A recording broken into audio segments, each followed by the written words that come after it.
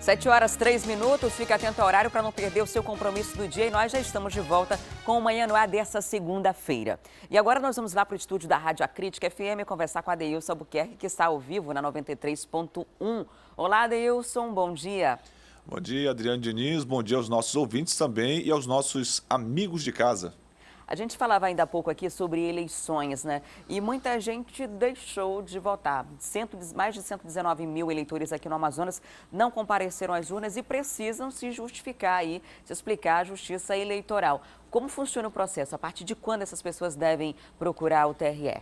Olha, as pessoas já podem buscar a partir do dia 1º agora, a partir de amanhã, quem deixou de votar no primeiro turno das eleições, assim como também no segundo turno, que foi ontem, né? Inclusive o segundo turno muito badalado, vamos colocar assim, principalmente um trabalho muito intenso realizado pela Rede Calderaro de Comunicação. Então, a partir do dia 1º, a partir de amanhã, as pessoas já podem buscar aí a sua justificativa, porque o prazo é de 60 dias após a eleição. No caso, terminou o segundo turno ontem para a gente, já considerando o primeiro turno no dia 2 de outubro. Então, as pessoas, a partir de amanhã, quem não votou, dessas 119 pessoas, 119 mil pessoas, tem que justificar sim. Nesse período de 60 dias, Adriane, o eleitor deve se dirigir a um cartório eleitoral com o título de eleitor e um documento com foto, a carteira de identidade, se necessário, preencher o requerimento de justificativa eleitoral e aí ficar já em dias com a Justiça Eleitoral.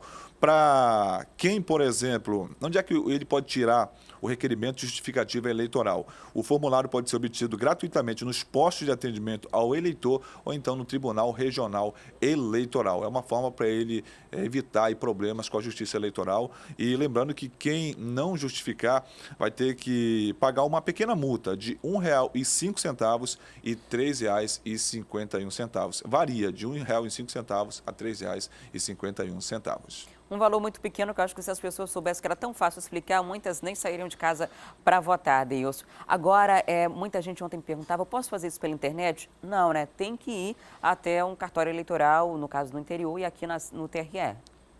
Exatamente, tem que ir no TRE, até porque deveria ter votado, né? Tão simples fazer a votação, não demorava nada, tanto no primeiro turno, no dia 2 de outubro, quanto no segundo turno, ontem, que nós cobrimos diretamente. E o não pagamento, é bom ressaltar, dessa multa, né, de R$ 1,05, que varia até R$ 3,51, impede que o eleitor solicite a certidão de quitação eleitoral. Em débito com a Justiça Eleitoral, o cidadão fica impedido de solicitar passaporte ou carteira de identidade. Ou seja, ele fica ali anulado de fazer muitas coisas se ele estiver pendente com a Justiça Eleitoral. Por isso que é bom fazer justificativa já a partir de amanhã. O melhor mesmo é votar, seja no primeiro turno ou no segundo turno das eleições, né, Adriane? Não pode ser aprovado em concurso público, não pode assumir a vaga, não pode receber o salário se for funcionário público, também não pode emitir passaporte, tem que ter essa quitação eleitoral. Muita gente espera as 3 eleições, né? Porque você só tem essas restrições todas se passar 3 pleitos sem votar. Se deixou de votar no primeiro e segundo turno, já contam duas eleições aí que você perdeu. O ideal é que você procure o quanto antes, tem bastante tempo, até o dia 29 agora de dezembro, para fazer essa justificativa em qualquer cartório eleitoral ou no TRE. Agora, Adeilson, mudando de assunto, a partir de amanhã, a conta de luz terá um acréscimo de R$ 1,50 a cada 100 quilowatts consumidos. Pois é, mais uma para o bolso do consumidor. A bandeira tarifária que será aplicada nas contas de luz no mês de novembro será chamada bandeira amarela, com custo de R$ 1,50 a cada 100 kWh consumidos. A medida, Dani, ela se deve às condições hidrológicas menos favoráveis, o que determinou o acionamento de usinas termoelétricas mais caras. Ou seja, realmente a partir do dia 1º de novembro, a partir de amanhã, o consumidor vai ter que desembolsar um pouco mais, pelo menos R$ 1,50 a cada 100 kWh consumidos, o que não vinha sendo cobrado até então. É só para que o telespectador entenda, essa questão de bandeira tarifária começou quando no Sudeste, no sul do país, começaram a ter dificuldades de abastecimento de água, uma crise hídrica. E as hidrelétricas deixaram de conseguir produzir energia suficiente. Desde essa época, o Ministério de Minas e Energia estabeleceu que quanto mais difícil fosse conseguir produzir energia, quanto mais caro o custo de produção de energia ficasse, mais caro ficaria para a gente também. Isso acaba respingando na gente aqui no norte do país, aqui no Amazonas, que não tem essa dificuldade hídrica, que não tem essa energia que é lá das usinas termoelétricas do sul e sudeste do país, e acaba sendo afetado diretamente no bolso, e é 1,50 cada quilowatts, mas isso vai pesando, junto com a inflação, com os outros aumentos, e o trabalhador se prejudica bastante, né? Sem dúvida, 1,50 para quem recebe o salário mínimo, até para a gente mesmo, vale sim muita coisa. Então, é mais um gasto, é mais um valor que vai entrar aí para o consumidor pagar a partir do dia 1º de novembro. Adeilson, muito obrigada pelas informações. Daqui a pouquinho a gente volta a conversar com você, com os ouvintes da Rádio A Crítica. Até mais. Até já. E agora chegou a hora de conferir a movimentação da nossa cidade ao vivo, direto do RC Coop. Quem está a bordo é o Walter Cardoso, e a gente vai para lá agora, o RC Coop que já sobrevoa a cidade. Olá, Walter, bom dia.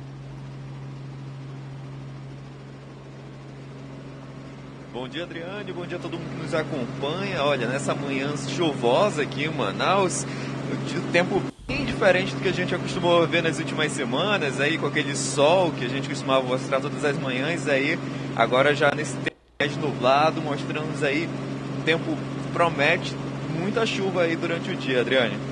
Passou a madrugada toda chovendo, né? Começou a chover lá em casa antes de 1 da manhã. Saí na madrugada para trabalhar, continuou uma chuva já fina. E agora, Walter, a previsão de chuva ao longo do dia ainda?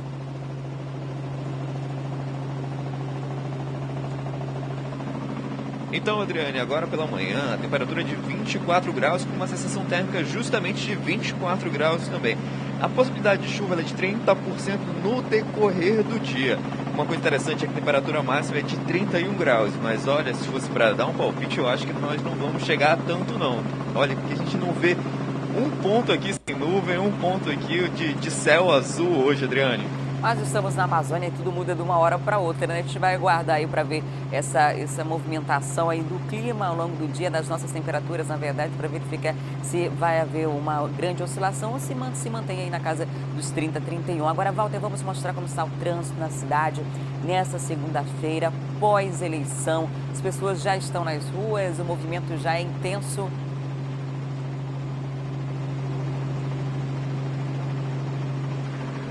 Exatamente, Adriane.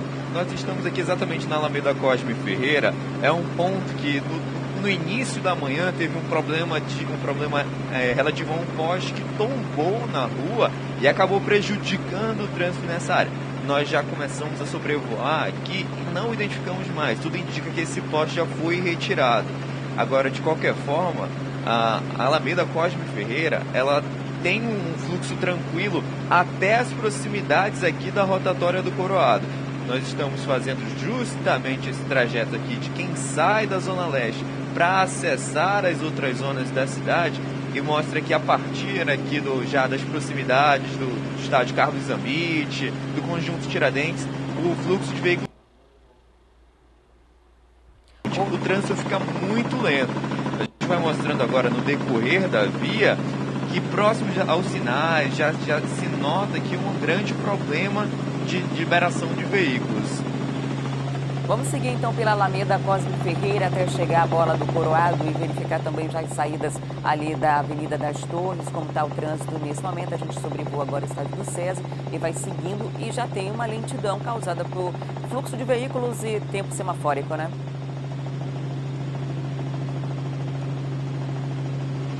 Exatamente, Adriane. Nós notamos aqui, apesar de ser um trânsito muito complicado diariamente nessa área da cidade, hoje a situação está ainda pior. O cenário ele é muito complicado para quem acessa o Coroado, para quem acessa aqui desde a saída da Avenida das Torres, da Alameda Cosme Ferreira, acessa aqui a rotatória do Coroado. Está bem complicado em todo de acesso, Adriane. Vamos tentar seguir aqui na Avenida das Torres, verificar onde esse trânsito vai. Nossa, o congestionamento é muito grande mesmo.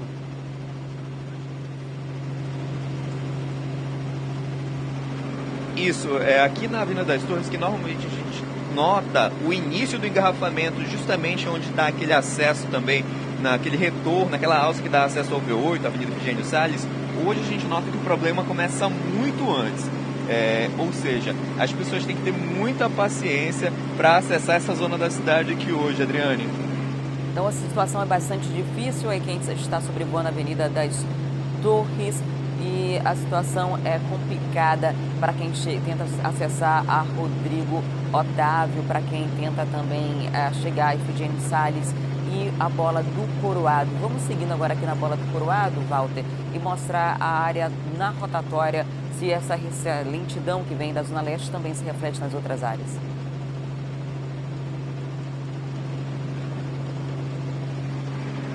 Isso, a gente nota, inclusive, Adriane, um detalhe importante, é que existem agentes de trânsito nessa área, que justamente para aumentar a fluidez do trânsito. A gente sabe que o alto volume diário de carros já é um dos grandes motivos para esse trânsito mais lento no local, mas a chuva potencializando todo esse engarrafamento. Então os agentes tentam aqui dar uma fluidez maior, facilitando, alternando a saída dos carros, mas a gente nota que mesmo assim o trânsito é muito complicado, o acesso é muito complicado justamente em todas as regiões. A gente nota que quem vem da Alameda Cosme Ferreira tem uma vida bastante complicada, quem segue para a Avenida General Rodrigo Otávio também tem dificuldade, e também para quem segue na Avenida André Araújo, Adriane. Quem puder evitar a rotatória do Coroado hoje é uma ótima opção a evitar, porque o trânsito está complicado em todas as vias adjacentes a ela. Daqui a pouco a gente volta ao vivo com o Walter Cardoso, porque agora a gente vai ver o que foi notícia até aqui no Manhã no Ar. Eleitores manauaras reelegem Arthur Neto do PSDB. Numa campanha marcada por polêmicas, candidato tucano teve 581.777 votos e afirmou em coletiva que essa semana se reúne com aliados. Já Marcelo Ramos, do PR, que teve 457.809 votos, desejou sorte ao tucano e afirmou que espera ver uma prefeitura como esta que vimos nos últimos 30 dias. Tribunal Regional Eleitoral atribuiu o sucesso do pleito a cadastramento biométrico. Durante o dia de votação, 18 urnas das mais de 3.000 utilizadas apresentaram problemas.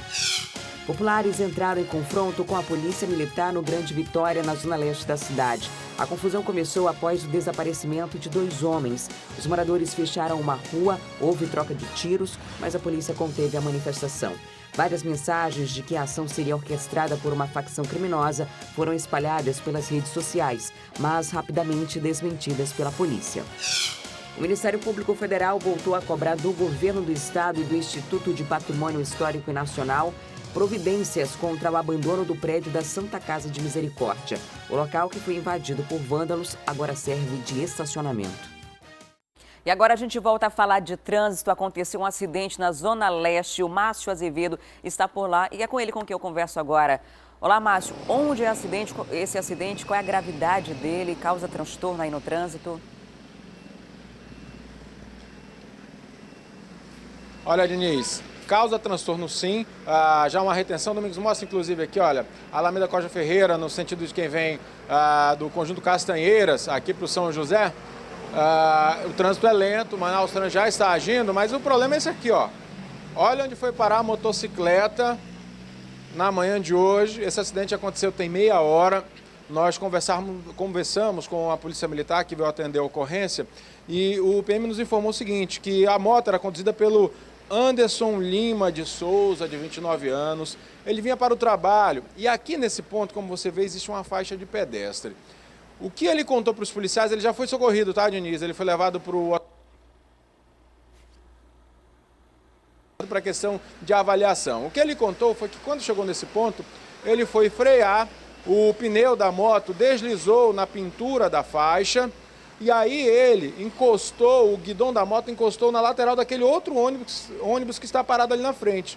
No momento que ele encostou na lateral, a moto foi projetada para debaixo do ônibus. A sorte do condutor, do Anderson, é que ele acabou não indo parar debaixo da roda. A gente vai atravessar aqui, aproveitar que o outro ônibus parou aqui no local, e de fato, existem marcas aqui na faixa de pedestre, e a sorte dele foi que ele caiu depois da roda do ônibus ter passado. E aí ele acabou não sofrendo nada mais grave e, graças a Deus, não perdeu a vida.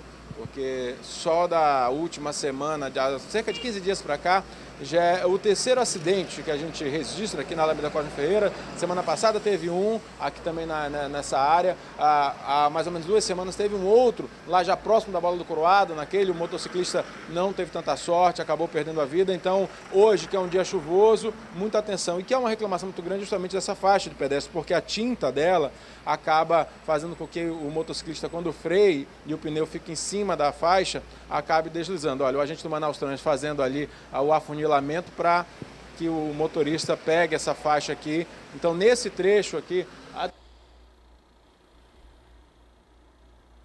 o trânsito é complicado na Alameda Cosme Ferreira por conta desse acidente. Reforço, o motociclista foi socorrido com vida e passa bem, só está mesmo no Hospital Pronto-Socorro João Lúcio para fazer uma avaliação clínica do estado de saúde dele. Eu volto com você, Diniz. Que bom, Márcio, que ele passa bem, né? Porque pelas imagens a gente fica muito preocupada quando vê a moto debaixo do veículo, né? Mas ainda bem que ele não se feriu gravemente e a gente espera que essa situação das faixas deixe de causar acidentes, que haja uma providência, né? Algum tipo de tinta, algo que evite que isso aconteça, porque tecnologia para isso se tem. E agora nós vamos voltar ao vivo com o Walter Cardoso, que está no RC Cop sobrevoando a cidade de Manaus, em outro ponto da cidade. Oi, Walter, estamos onde agora?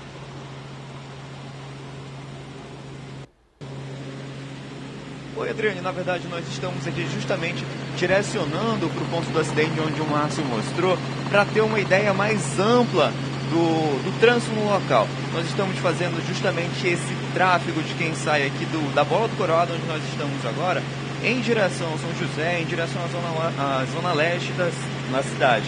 Em princípio, a gente vê que quem sai dessa região da cidade tem uma vida muito tranquila. Mas é aquela situação, a gente já mostrou em outros pontos, a gente até observava durante a nossa passagem aqui na parte de cima, que o trânsito, a situação do trânsito ela está complicada de uma situação geral, principalmente nas grandes avenidas da cidade, Adriane. Então, uma dica que a gente dá, não só para essa região da cidade, aqui da Zona Leste, é que hoje, todo mundo que conhece aquele atalho, em todas as regiões da cidade, por exemplo, ali na Avenida Recife, muito engarrafamento também. Quem puder optar por vias alternativas, hoje está sendo um grande negócio, porque as principais vias da cidade, as grandes avenidas, todas estão com um grande engarrafamento. Toda a questão de tráfego de veículos, hoje o dia é bem difícil na cidade. Nós estamos aqui agora, Adriane, justamente na Avenida Grande Circular. Quem sai da Zona Norte em direção à Zona Leste da cidade, e como eu vinha dizendo, é um outro ponto onde a gente mostra muita dificuldade, Adriane. Essa lentidão já é próximo, já é no São José, essa área aí.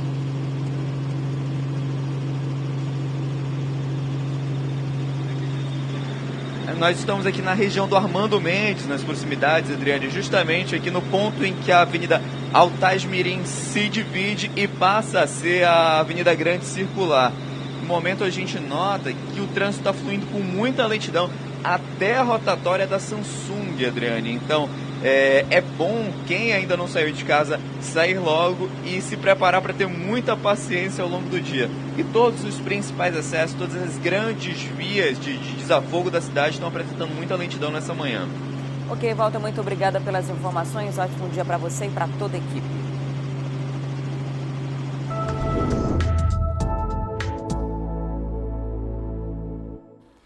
E com a crise, muita gente está buscando alternativas para escapar dos efeitos do desemprego. E uma delas é investir nas chamadas vendas diretas, aquelas que não exigem um vínculo empregatício e só dependem do empenho, da disposição e da escolha de um produto que tenha uma boa saída no mercado. Esse é o tema do quadro A Vaga é Sua de hoje. Vamos ver. A rotina do Jason começa preparando a bolsa de vendas. São produtos variados, de marcas diferentes. Tudo pronto, ele parte para buscar clientes de porta em porta.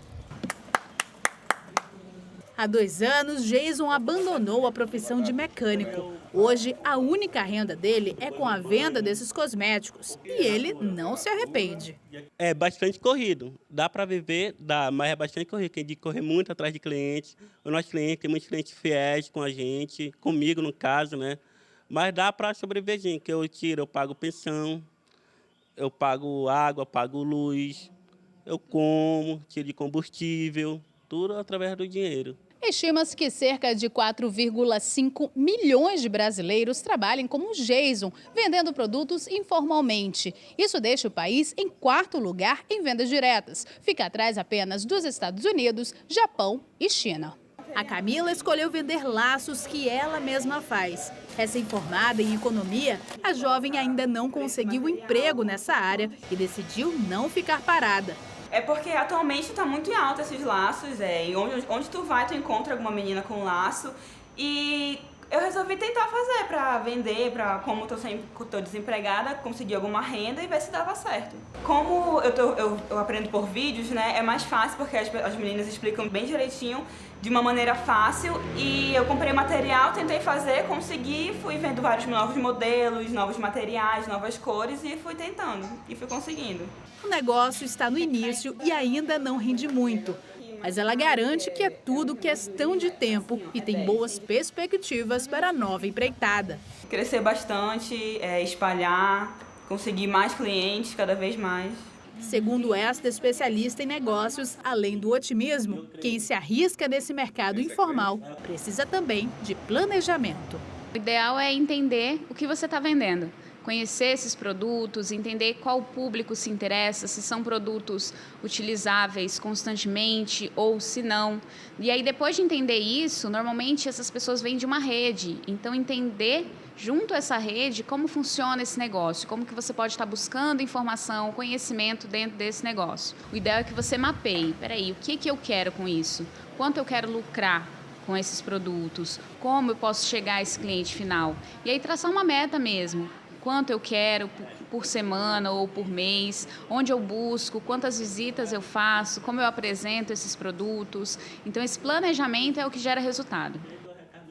E se você gostou dos laços da Camila, que foram apresentados aí na matéria, não pode perder a nossa extensão na internet, no Acrística Play. A Camila vai ensinar a repórter Tamires Clé a fazer um tipo de laço. A gente confere como ela se saiu já já.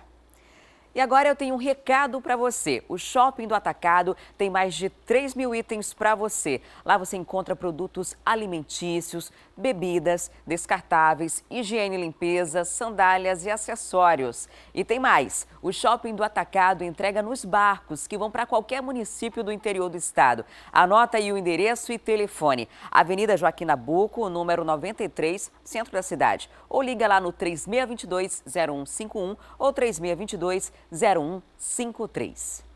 E a Caixa Econômica Federal iniciou o programa de financiamento para imóveis do Minha Casa Minha Vida. A meta é que até dezembro 40 mil unidades sejam financiadas. Sobre esse assunto eu converso agora com a Thea Morel. Olá, Thea. Explica pra gente como funciona o pessoal que tem interesse em ter uma casa própria, como é que vai funcionar esse processo de financiamento.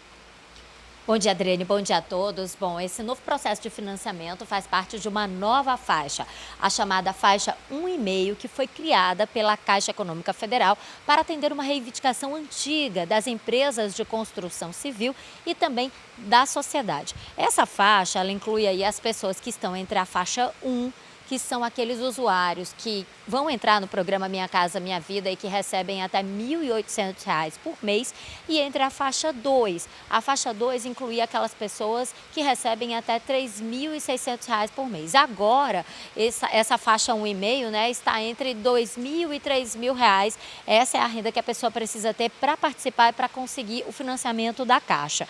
Os critérios são os mesmos que são utilizados nas outras faixas. No entanto, o governo federal informou que vai disponibilizar pelo menos até o fim desse ano, né, 40 mil unidades habitacionais dentro da faixa 1,5. As pessoas que quiserem entrar, né, no programa Minha Casa Minha Vida, que quiserem adquirir uma unidade habitacional, que quiser ter uma casa própria, elas devem procurar a Caixa Econômica Federal, saber qual é que é o imóvel disponível. É importante a gente dizer que para essas pessoas também está disponível o uso do Fundo de Garantia por Tempo de Serviço, o FGTS. A pessoa pode utilizar o FGTS e ele pode pagar o resto que está faltando, né, até no máximo em 30 anos, com juros de 5% ao ano, mais a TR, que é uma taxa específica para as residências. O governo federal também anunciou que nos próximos 2 anos, até 2018, vai disponibilizar 600 mil unidades em todo o país, isso levando em consideração todas as faixas, A1, A1,5, A2, A3, todas as faixas que fazem parte do programa de financiamento.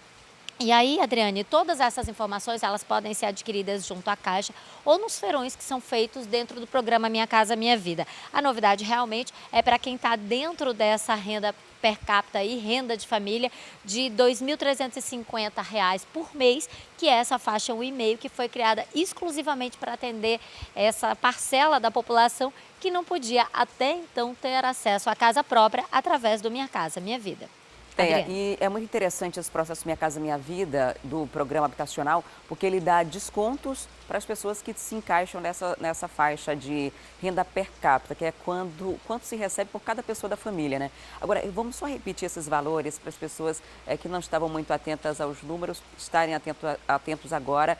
A partir de que salário você consegue se encaixar, né? Quem que pode ter esse benefício e de repente conseguir realizar o sonho da casa própria? Então, o programa Minha Casa Minha Vida já tinha a faixa 1, que são para aquelas famílias que recebem até R$ 1.800 por mês. São imóveis mais populares. Agora foi criada a faixa 1,5 para quem tem renda de R$ 2.350. Nesse caso, os imóveis variam aí de região, né? Eles podem custar entre 70 mil até 135 mil reais, né? Essa é a nova faixa que foi criada nesse momento. E a partir dessa faixa tem a faixa 2 e 3, que é para quem tem aí uma renda mensal de R$ 3.600, né? Uma renda um pouco maior. O imóvel que você pode financiar também pode ser um pouquinho mais caro, mas depende muito realmente da renda da família e de quanto você pode comprometer por mês para fazer o pagamento desse financiamento. Obrigada, Thea, pelas informações.